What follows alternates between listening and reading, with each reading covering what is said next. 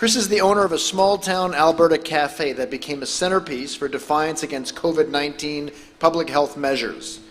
Mr. Scott is the owner of the Whistle Stop Cafe, and he faced a total of 11 charges related to the Public Health Act. Our first activist on the activist panel, please help me welcome Christopher the Rebel Scott.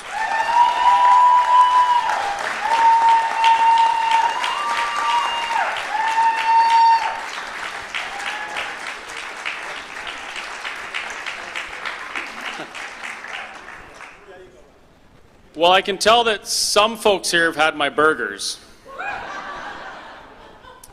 Well, thank you very much. It's great to be here. It's great to be in Victoria. As some of you may know, I actually spent my teenage years in Campbell River before I became an Albertan. So it's really nice to be back, and what a beautiful weekend to be here. So as usual, I didn't prepare anything for this. I was sent numerous emails and requests to let people know what I was going to talk about, what my speech was going to be. I didn't do any of that. I didn't write anything down. And as a matter of fact, I've given probably 6 speeches already from the drive from Campbell River to here. And I've forgotten them all. But if you've heard any of my other speeches, you'll also know that the speeches that I've forgotten that I was going to give are always earth-shattering, life-changing speeches, and they make everything better. The government topples, it's filled with freedom people. All of our laws are perfect for us, and everyone rides off into the sunset. Unfortunately, my memory's not that great, so I'm just going to wing it. So I'm supposed to talk about activism today. And I guess it's fitting because I've become somewhat of an activist. I never thought I'd be an activist. I never thought I'd be a cook. I never thought I'd be a waitress, but I've been a waitress lately. I never thought that I would wear a press pass as a kind of a self-proclaimed journalist either. But I've been thrown into this situation where my future was no longer determined. I was no longer allowed to chart my own path forward in life. The government basically said, you have to stop doing what you're doing, you have to stop earning a living because we say so.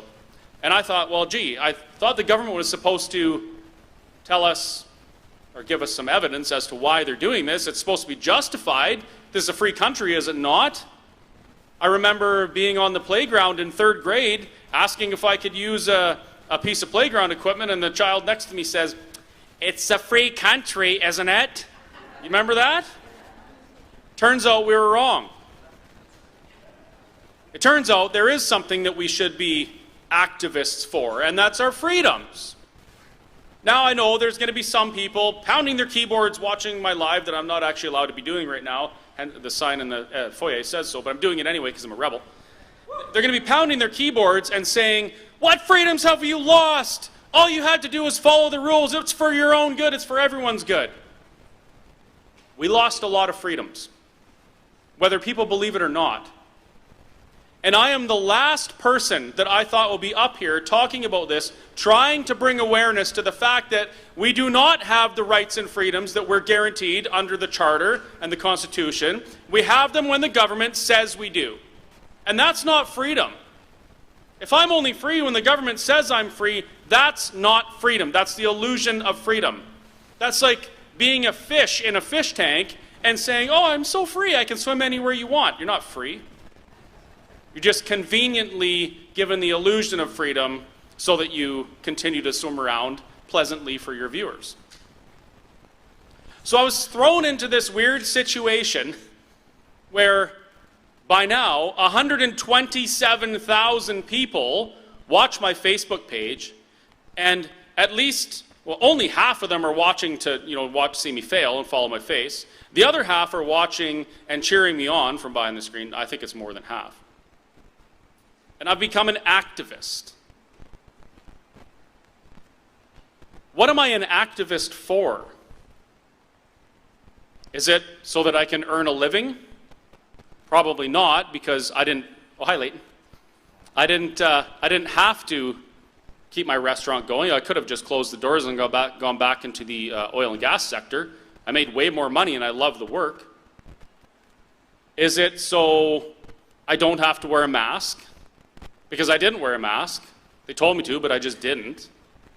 I did sometimes in the beginning. Why do I have to be an activist in this country where our forefathers fought and died for freedoms? Does anyone have an answer? It's kind of a rhetorical question, but I'll answer it for you. I have to be an activist because my entire adult life I failed in my duty to participate in democracy. And I'm not talking about, well, that's nothing to clap about. This is some serious shizzle that we got ourselves into with voter apathy and the such. We literally told each other we live in a free country. We have the Charter, where we have the Constitution. We don't have anything to worry about, and we neglected our duty to participate in democracy. I never went to one CA meeting in the province of Alberta. I voted a few times in my adult life, not thinking it's ever going to make a difference. But I didn't participate in democracy every day, which we're supposed to do. We're supposed to be there when our MLAs are hosting town halls and talking about policy and things they want to bring to the government. We're supposed to be there at our kids' schools when they're talking about what they're going to teach our kids. We're supposed to be there in our churches and any other organizations when they're talking about the direction they want to go, and we haven't been there. Some of us have, most of us haven't. And now we're in a position where, as my friend Roger Hodkinson says, the lunatics have taken over the asylum, and people like me have to become activists in order to try and change things. Well, I can tell you, one person is not going to change anything. One person being an activist and being a rebel isn't going to change anything. But what it does do is it sets an example for other people who feel the same way. How many people in this room, and I want you all to look around, how many people in this room thought that they were crazy and alone in their feelings that this was bonkers what the government was doing? Look around you. Most of us felt that way, and yet very few of us stood up and said anything about it. We just went along to get along, and we let them do it. Well, it's time to change that. It's time to become the leaders that we want to see. It's time to become the people that we want to look up to encourage us. We need to lead by example and show other people that, number one, they're not alone in their feelings that something's wrong, and number two, they're not alone in their desire to change things.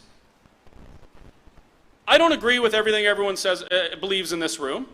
Everybody doesn't agree with me. As a matter of fact, I'm quite controversial, I'm told. The town of Ponoka actually withdrew our rental on a community building because I'm so controversial. I couldn't speak at a meeting there. But my controversy, at the very least, has encouraged some people to stand up and do the same thing and get involved. At the very least, it's encouraged some people who hate me and wish me dead to watch my videos and laugh at them, all the while receiving the message I want to give. So it may seem at times like one person can't do anything, but you can do something. I'm a strong advocate for an organization in Alberta called the Alberta Prosperity Project. Now, some of you may have heard about that. I know the guy wearing that hat back there has, because it's an APP hat. And it might seem contrary to the idea of unity here, but in my humble, roughneck burger flipper waitress opinion, sometimes one person, or one province, or one city, or one municipality needs to stand up and say enough is enough, and set the example for the rest of the people around them so that they can also do the same thing. In our lives, we have, how many people here who have been, I don't want to say scared. Yeah, let's say scared, because that's actually the right term. How many people have been scared to have conversations with even good friends or family members because you're worried that your opinions on the last 3 years will offend them?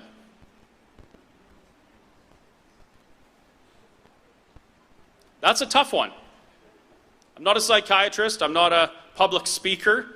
I'm not a wordsmith. And yet I've been put in this position where I have to approach conversations that make me extremely uncomfortable, like the one I'm having right now. Terrifies me to talk in front of people. I have to approach people and share these opinions with them that we've been told we don't talk about. We've been told, you don't talk about politics, you don't talk about religion, it's rude. The two things that are the most important things in our life and in our afterlife, we've been told it's rude to talk about.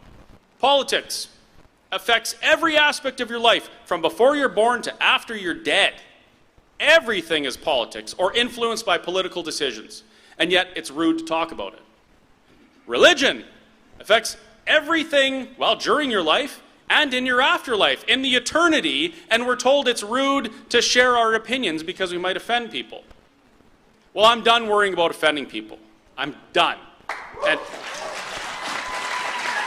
well, thank you for clapping, because I've offended a lot of people, believe me. I've offended a lot of people. I've offended people with my opinions on freedom and how the government should interact with people. I've offended people with my views on religion. I've offended people with my views on, I don't even want to say it because it's so offensive, clouds. I've offended people with my views on Confederation, of all things. And my view on that is, in Alberta, I want to see Alberta stand up and set the example for everybody, including British Columbia. I want to see Albertans set an example on how we can get the federal government to leave the provinces alone as the Constitution demands.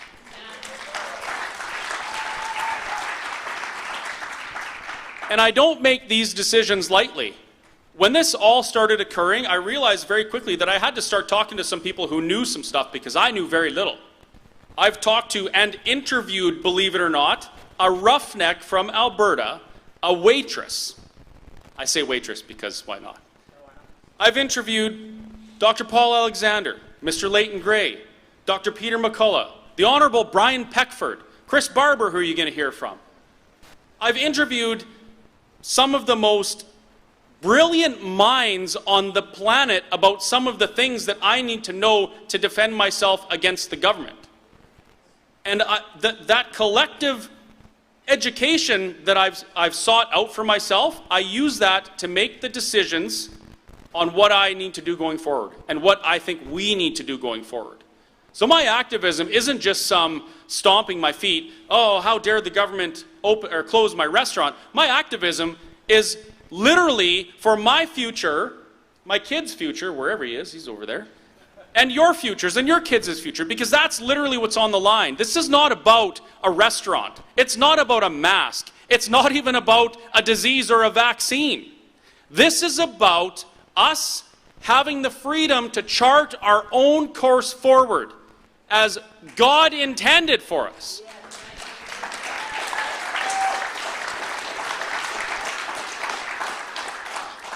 I can feel the big shepherd's hook coming, so I better wrap this up quick.